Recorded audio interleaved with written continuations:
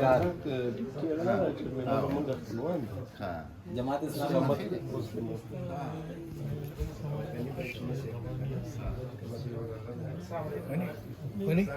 ادھر سے ساری آ جائیں بس موږ تاسو ته خالي ووټ نه درکوو، مینه ډېره درکوو. زه خیر دا چې د معاملات په مخ کې ځي نو ووټ ته به هم خبره راورسېږي. ہم نے بولا کو ان سے ریکویسٹ کرتے ہیں انشاءاللہ پروگرام کا آغاز کرتے تلاوت کلام پاک سے، پھر ان کو جو ہے نا پروگرام کا آگے لے چلتے ہیں. مختصر سا پروگرام ہوگا انشاءاللہ، اس کے بعد پھر کانا ساتھ کا لیں گے. صحیح تو بس پروگرام آغاز کو انشاءاللہ کلام پاک تلاوت کو او بیا سرجی راغلی د هغه به د افغانستان په حالاتو یو ښه نظر راکړي. د مخکې هم په هغه باندې ډېر خبرې کړې ده او د خلکو ډېر دی د تنقید په نشانه راوستی یم ده، خو دا تنقید د انسان د انشاءالله د بلای سبب ګرځي کله کله. دا وسلې خو ډېرې خلک ورکوي، هغه هم کله کله بیا سړی هغسې خدای خو دې شیانو سره ډېر بلد ده. او بیا بس مختصر پروګرام ده، بیا ډوډۍ ده انشاءالله. صحیح ده، اجازت ده، صحیح ده. کلام پاک أعوذ بالله من الشيطان الرجيم. بسم الله الرحمن الرحيم. تبارك الذي بيده الملك وهو على كل شيء قدير. الذي خلق الموت والحياة ليبلوكم أيكم أحسن عملا وهو العزيز الغفور. الذي خلق 7 سماوات طباقا ما ترى في خلق الرحمن من تفاوت فارجع البصر هل ترى من فطور ثم ارجع البصر كرتين ينقلب إليك البصر خاسئا وهو حسير. ولقد زينا السماء الدنيا بمصابيح وجعلناها رجوما للشياطين وأعتدنا لهم عذاب السعير. وللذين كفروا بربهم عذاب جهنم وبئس المصير. صدقت يا رب العالمين.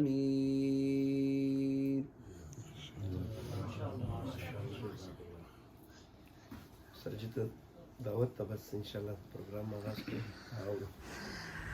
بس نن راځي دلته څوک هغه نه کېږي نسیمه تاسو دلته راسئ، نن به دلته ټول کښېنو دې ځای کې. ډاکټر صاحب دلې راځي، علاؤدین دلته راوړئ ټول دعا کېږي. آپ لوگ سب اندر آ جائیں، ادھر بیٹھ جائیں ایسے سب اندر آ جائیں. آغاز صاحب دلې به کېنو. آ جائیں بسم اللہ.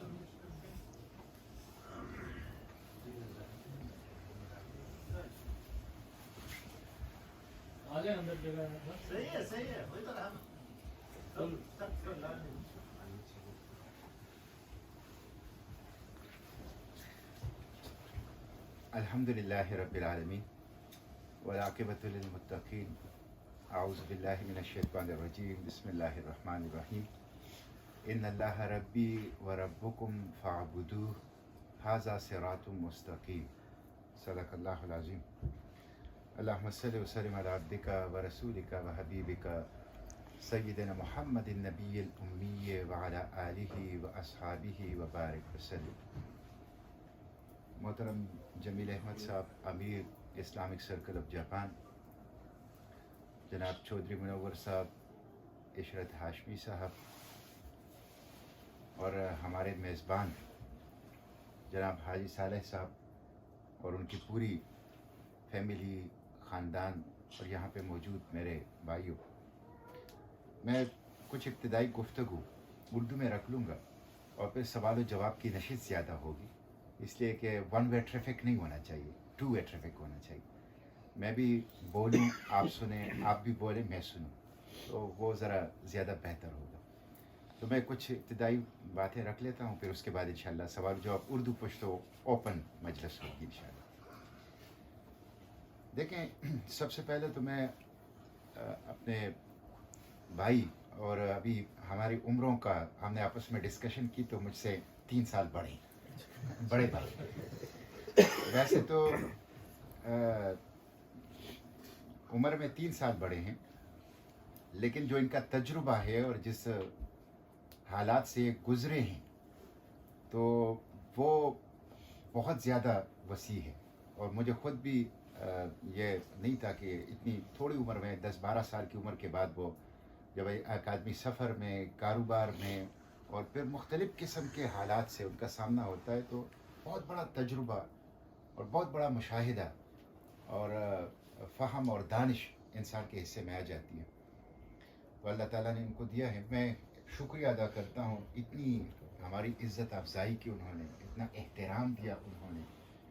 अल्लाह ताला इनको, इनके ख़ानदान को अजर दे और इस घर को हमेशा से कायम और आबाद रखे और इन लोगों को अपनी हिफ्ज़ व अमान। देखें, ये बहैसियत मुसलमान हमारी खुशकिस्मती है कि हम जहाँ जाते हैं वहाँ पे अल्लाह का ज़िक्र होता है, अल्लाह से ताल्लुक़ होता है, उसके अंदर एक रूहानी सुकून होती है और एक सुरूर और मज़ा इंसान को आता है। तो ये अक़ीदे का रिश्ता है, ये इस्लाम का रिश्ता है, ये दीन का रिश्ता है, और इस पे हम अल्लाह का शुक्र अदा करते हैं। और दीन का ये रिश्ता ऐसा है और दीन का ये पैगाम ऐसा है कि इसमें हम दुनिया के काम भी करते हैं, कारोबार होता है, रोज़गार होता है, रिज़्क़ हलाल की कमाई होती है, उसके साथ साथ अल्लाह का ज़िक्र और अल्लाह से ताल्लुक़ वो साथ साथ चलते हैं। और यही इस्लाम की तालीम, यही दीन की तालीम। दीन जो है वो तरकी दुनिया नहीं सिखाता, रहबानियत नहीं सिखाता। इंसानों को छोड़कर गारों के अंदर, पहाड़ों के अंदर, दश्त बयाबां के अंदर, जंगलों के अंदर जाना ये नहीं सिखाता, बल्कि दुनिया के अंदर रहते हुए, दुनिया के जमीलों, दुनिया के कामों में मशगूल रहते हुए रब से लौ लगाना और रब की अताअत और ग़ुलामी और फरमानबरदारी करना, ये है दीन का तसव्वुर। तो सबसे पहले इस पे हम अल्लाह का शुक्र अदा करते हैं। वो मैंने पढ़ा था कि जब स्पेन में मुसलमानों की हुकूमत थी, उंदुलस में, उसको उंदुलस कहते थे, हिस्पानिया, कर्नाता, कुर्तुबा, ये बड़े नाम हैं। बल्कि अब तो ये साबित हो चुका है कि जो मौजूदा साइंसी इर्तिका है यूरोप का, वो दरअसल स्पेन से हुआ है।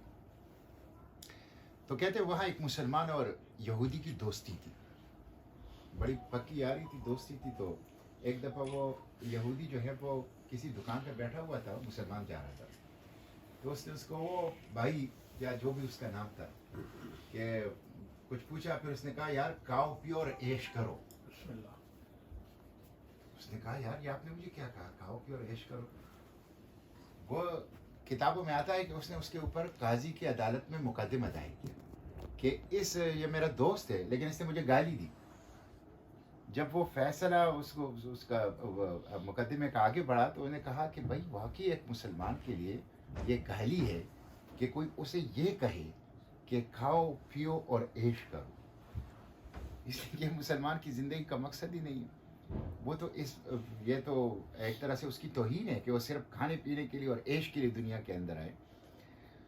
और कुरान पाक ने भी ये बताया कि जो खाओ पियो और ऐश करो वाली जो मकसदी ज़िंदगी है, बदकिस्मती से इस वक्त जो गालिब तहजीब है, वो इंसानों को यही बता रही है कि दुनिया ही सब कुछ है।